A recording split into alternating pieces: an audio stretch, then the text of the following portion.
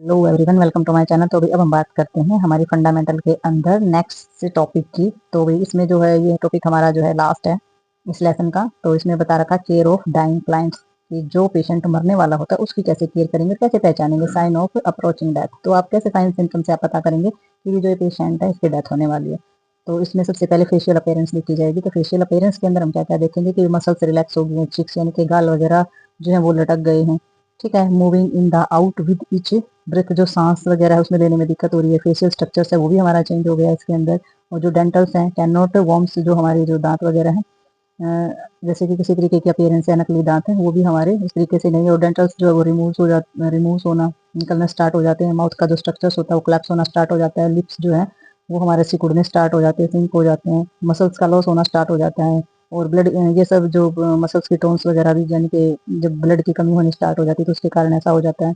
और जो ये जो कंडीशन होती है इसको फेशियल्स हिपोक्रेट बोला जाता है। और इसकी जो विशेषताएं होती है वो हमारी प्रोमिनेंट, जैसे कि चिक है, चिन है, और जो हमारे पिंचेस शार्प, यानी कि हमारे जो गाल हैं, ठुड्डी है वो बाहर निकल आती है। और जो नोज है वो शार्प यानी कि नुकीली होनी स्टार्ट हो जाती है। स्किन जो है वो पीली पीले कलर की स्टार्ट हो जाती है, सिकुड़ना स्टार्ट हो जाती है। आईज बाहर निकल आती है और चमकीली हो जाती है।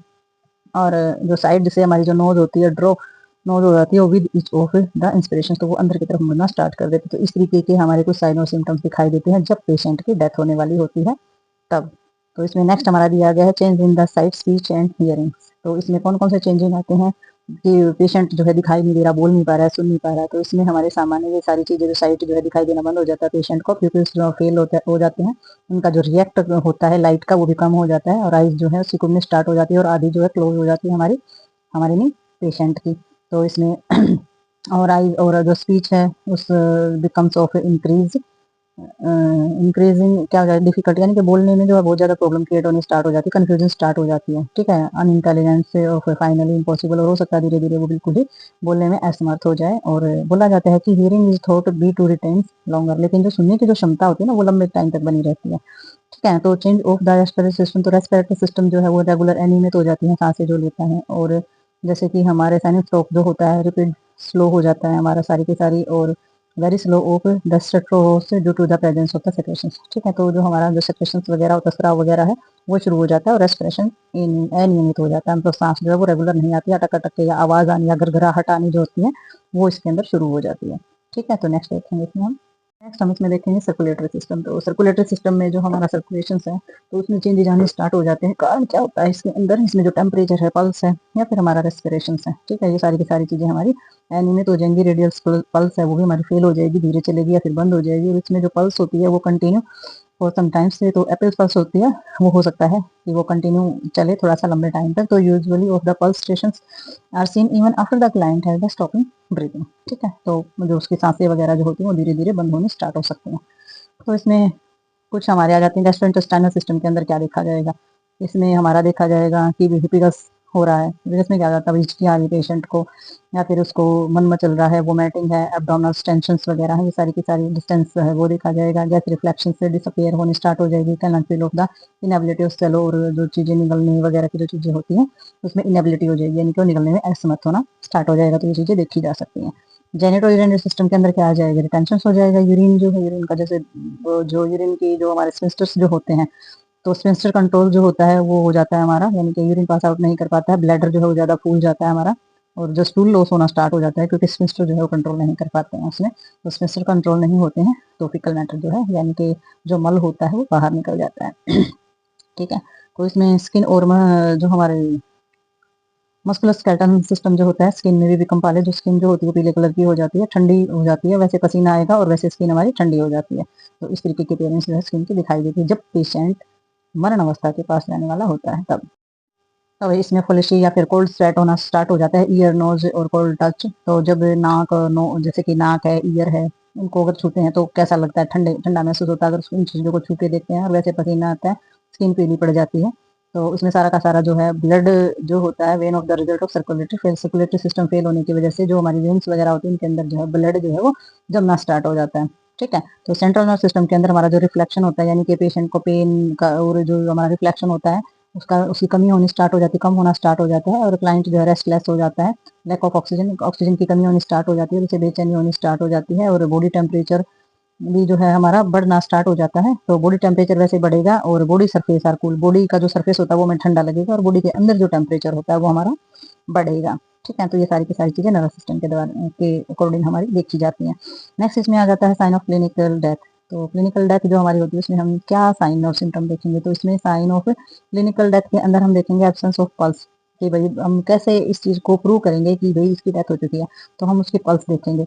हार्ट बीट जो है वो नहीं मिलेगी, इसकी एब्सेंस होंगी ये चीजें सारी की सारी। रेस्पिरेशन नहीं रहेगा, रेड ब्लड सेल्स की जो रोलिंग होती है वो स्टॉप हो जाएगी पोर में। ठीक है, relax of the train of vessels, तो वाई ऑफ द ऑर्थोस्कोपी ये देखी जाती है, पिपल्स वगैरह वो सिकुड़ जाते हैं आंखों के। Become flex of the non reactive of light, light मारने, लाइट जब हम उसकी आंखों में मारते हैं तो पिपल्स वगैरह जो होते हैं वो उसके सिकुड़ जाते हैं और किसी तरीके का रिएक्ट नहीं करते हैं। तो ये सारी की सारी चीजें जो रिफ्लेक्शन वगैरह होता है सारी की सारी चीजें एब्सेंस हो जाती हैं।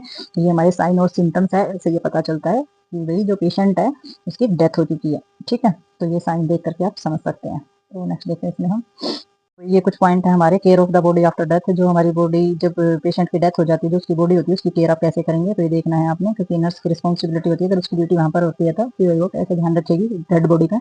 तो जो फंक्शन होते हैं सारे के सारे वो चेक करने, और जो हमारे फिजिशियंस जो होते हैं वो डिक्लाइन करते हैं डेथ को। क्लाइंट मतलब कि एक जो हमारे फिजिशियंस होते हैं ना उसका काम होता है ये कि वो डेथ को डिक्लाइन करे, वो बोल दे साफ साफ कि जो पेशेंट है उसकी डेथ हो चुकी है।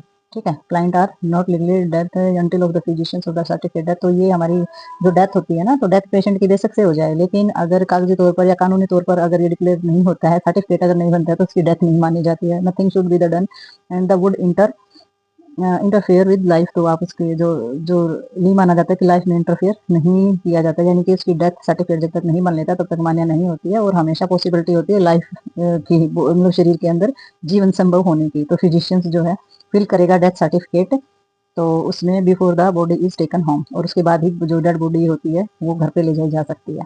ठीक है, तो नेक्स्ट इसने बताया है कि नर्स जो है वो प्रिपेयर करेगी body after death should be the now whether there be of the autopsy. तो इसमें जो नर्स है वो तैयार करेगी बॉडी को, उसको पता होना चाहिए नर्स को कि जो बॉडी है वो हमारे पोस्टमार्टम या ऑटोप्सी यानी कि चीर फाड़ के लिए या देखभाल के लिए लेके इसको जाया जाना है, तो वो उसकी चीज़ों का पता करेगी और वो रिटर्न परमिशन लेगी इस चीज़ के लिए। ठीक है, इसके लिए रिटर्न परमिशन चाहिएगी। If death the cause by the accident, अगर किसी भी पेशेंट की डेथ जो है एक्सीडेंट से हुई है, सुसाइड किया है या होम सुसाइड घर पे सुसाइड किया है या जहर से हुई है, तो सारी की सारी चीज़ों का पता लगाना जरूरी होता है। It should be brought of the notice of the legal authority. तो ये हमारी जो कानूनी तौर पर हमारा जो नोटिस आता है उस पर डिपेंड करती हैं चीज़ें। तो body should note the hand over of the relative. तो इससे पहले आप बॉडी को उसके रिलेटिव के हवाले नहीं कर सकते हैं without the return permission of the legal authority. तो कानूनी तौर पर जब तक नहीं लिखा जाता है, जब तक आप जो है डेड बॉडी को, जो उनके रिलेटिव्स होते हैं घर वाले होते हैं वहां पर आप डेड बॉडी को नहीं सौंप सकते हैं, नहीं दे सकते हैं। जब अथॉरिटी आएगी, जब परमिशन आएगी, तभी आप डेड बॉडी को दे सकेंगे। ठीक है, तो नेक्स्ट इसमें आ जाता है when the death occurring following certain of the communicable disease. तो अगर किसी भी प्रकार की जो पेशेंट होता है अगर उसकी डेथ कम्युनिकेबल डिजीज से हुई, फैलने वाली बीमारी से उसकी डेथ हुई है, स्मॉल पॉक्स वगैरह है और रिक्वायर्ड स्पेशल अटेंशन उसको दी जाती है, रोकथाम की जाती है कि बीमारी जो है वो स्प्रेड ना हो। ठीक है, और जो बॉडी जो होती है, सच the body should be the placed of the caffeine immediately. तो वो बॉडी जो होती है उसमें दवा या केमिकल्स वगैरह चीजें डाली जाती है ताकि दूसरे पेशेंटों को या दूसरे वहां पर रहने वालों को किसी प्रकार की बीमारी ना हो। और उसको किसमें रखा जाता है, शील्ड में, यानी कि ताबूत वगैरह हम बोल देते हैं। तो वो जो डेड बॉडी होती है उसको शील्ड में रखा जाता है। तो वो जो डेड बॉडी होती है, जिस भी तरीके जैसे कोरोना वाली डेड बॉडी जो होती थी उनको भी शील्ड में रखा जाता था, वो इसीलिए रखा जाता था ताकि उससे किसी और को इन्फेक्शन या बीमारियां ना हो। तो नेक्स्ट देखते हैं इसमें हम